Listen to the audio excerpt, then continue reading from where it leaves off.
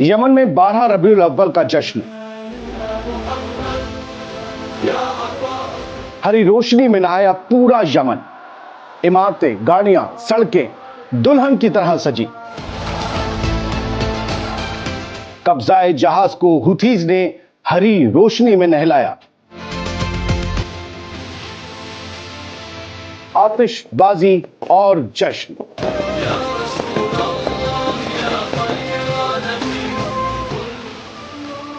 हर तरफ या रसूल अल्लाह का नारा। पैगंबर इस्लाम का यौम विलादत, जिसे ईद मिलादुल नबी या मिलाद भी कहा जाता है, इस्लामी कैलेंडर के तीसरे महीने रबीउल अव्वल की 12वीं तारीख को मनाया जाता है। हुजूर सल्लल्लाहु अलैहि वसल्लम की विलादत 571 ईस्वी में इसी दिन मक्का शरीफ में हुई थी। यमन की पिछली हुकूमतों के दौरान सऊदी अरब के असर व रसूख में नबी पाक का यौम विलादत मनाने पर पाबंदी थी, लेकिन अब वक्त बदल चुका है।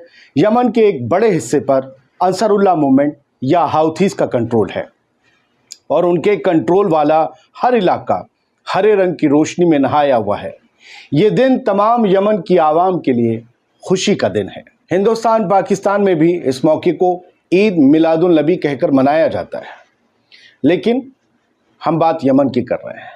बिजली की कमी होने के बावजूद यमन में गाड़ियों, घरों, आवामी मकामात, सरकारी इमारतों और चौक को सब्ज रोशनियों से सजाया गया और सब्ज परचम लहराए गए हैं, जो अमन, रूहानियत और सब्र की नुमाइंदगी करते हैं।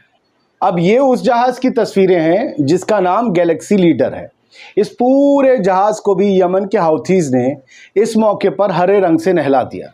ये जहाज़ गजा में जंग शुरू होने के बाद हाउथीज ने रेड सी में कब्जाया था और तभी से ये हाउथीज के कब्जे में है। वो इसकी तस्वीरें अपनी ताकत की निशानी के तौर पर पेश करते हैं। यमन के गरीब लोग इस मौके पर मिठाइयाँ और तोहफे बांटने, महफिलें मुनक्किद करने और नात ख्वानी में अपना वक्त बिताते हैं। पिछली रात तो यमन के आसमान को भी आतिशबाजी से सजा दिया गया। यूं लगा कि हज़ारों करोड़ों सितारे एक साथ यमन के आसमान पर उभर आए हों।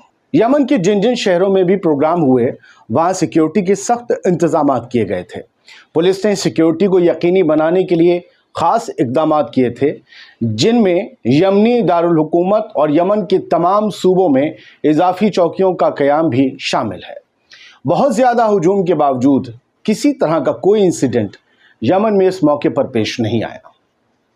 भारत में, पाकिस्तान में जो लोग मेरा वीडियो देख रहे हैं, उनसे मेरी दरख्वास्त है कि ये मौका एक आएगा भी। 12 रबीउल अव्वल कमोबेश 16 सितंबर को मनाया जाएगा, ख़ास तौर से हिंदुस्तान में। ईद मिलादुल नबी, देखिए, जो नहीं मनाते हैं उनसे मैं कुछ नहीं कह रहा हूँ, जो मनाते हैं उनसे कह रहा हूँ कि किसी भी ऐसी तकरीर से बचिएगा जो आपके लिए मुसीबत का सबब बन जाए। कोई भी ऐसा नारा, ऐसी बात कहने से बचिएगा जो रिकॉर्ड हो जाए और आपके लिए, आपके घर वालों के लिए तकलीफ़ देह साबित हो जाए। ये वक्त बहुत सख्त है, ये वक्त बीत जाएगा, यकीन मानिए। बुरे से बुरा वक्त बीत गया, बड़े बड़े चले गए, ये वक्त बीत जाएगा। लेकिन इस वक्त में अपनी अपनी प्रॉपर्टीज़ की हिफाजत कीजिए। कोई भी ऐसा काम मत कीजिए जिसमें कहीं से भी किसी को ये कहने का मौका मिल जाए कि आप मुल्क या किसी कौम के ख़िलाफ़ हैं।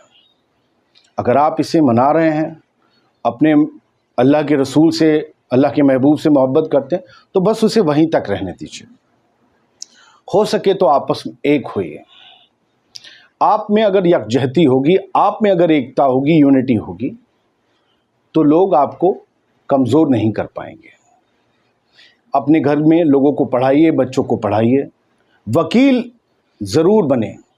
अगर 4-5 भाई बहन हैं तो उनमें से उनके बच्चों का 1-2 बच्चे वकील ज़रूर बने। मिलाद के मौके पर बहुत सारे जुलूस निकलते हैं। ये आप यमन की तस्वीरें साइड में देख रहे हैं, हिंदुस्तान में निकलते हैं।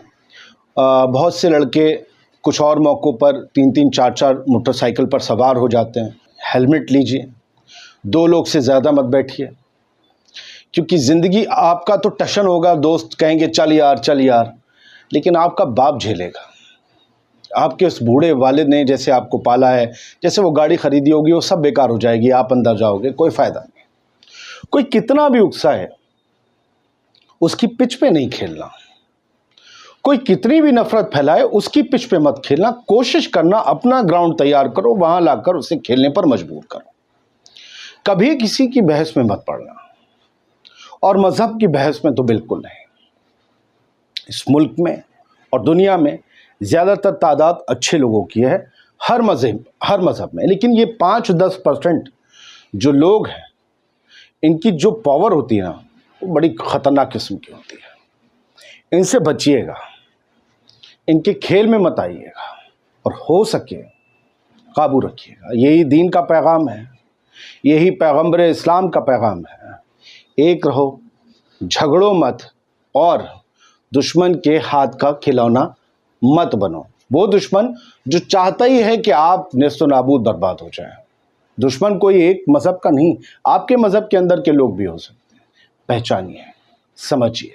मैं आपका कोई टीचर नहीं हूँ, लेकिन मुझे लगता है जब मेरे वीडियोस को हज़ारों से लेकर लाखों लोग रोज़ देखते हैं, किसी 10 लोगों तक भी ये पैगाम पहुँच गया और वो संभल गए, तो मेरा काम आसान हो जाएगा।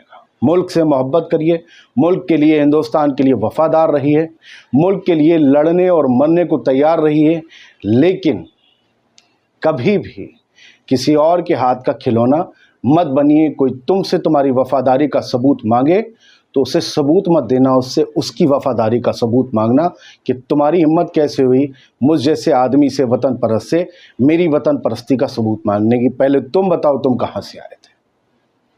अब जवाब में दलीलें देना बंद करो, ठीक है। ये कहने का मौका नहीं था, लेकिन चूंकि अब जुलूस निकलने होंगे इसलिए आपको बताया कि खामोश रहें, सब्र करें, सब्र करें। कोई भी शिकायत हो पुलिस से करें, कोई भी मसला हो गवर्नमेंट तक पहुंचाएं। गवर्नमेंट को काम करना पड़ेगा, आप शिकायत तो करो, आप सबूत तो मुहैया कराओ। आप जो आपसे लड़ने आ रहे हैं उनसे मौके पर लड़ना बंद कर दीजिए। ये पैगाम बहुत ज़रूरत समझ कर आपको दे रहा हूँ। किसी का कोई प्रोटेस्ट हो रहा है, बिना जांचे परखे आप मत घुसिए, पहले समझिए क्यों है, कौन है वो लोग, किस लिए कर रहे हैं, उनका पर्पस क्या है, क्या वो मकसद सही है। बचिए, वतन आपका है। ये मत सोचिए कि यहाँ कुछ नहीं हो सकता, यहाँ आपको करना पड़ेगा। उसके लिए पढ़ो, लिखो, तैयार हो, एक रहो, और किसी के पचड़े में, किसी के उकसावे में मत आओ। शुक्रिया, सलामत रहिए, खुश रहिए।